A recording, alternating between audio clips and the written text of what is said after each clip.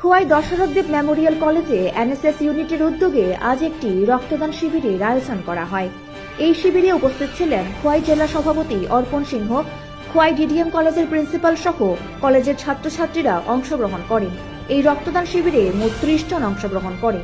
Bureau report, Dharmanagar news online. আমি এই জেলা এই খোয়াইয়ের একজন মেয়ে, তো আজকে এমন একটা বহু দিনে রক্তদান, এই দিনে আমি আসতে পেরে আমি বলার মতো ভাষা খুঁজে পাচ্ছি না, কিভাবে বোঝাবো। সত্যি এই কলেজের একদিন আমিও এক ছাত্রী ছিলাম। এই কলেজে আমি আমার গ্রাজুয়েশন কমপ্লিট করেছি।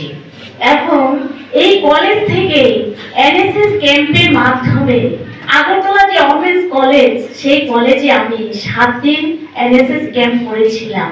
অনেক স্বপ্ন দেখেছিলাম সেই এনএসএস ক্যাম্প করে নাকি ভারতবর্ষের বিভিন্ন রাজ্যে যেতে পারা যায়।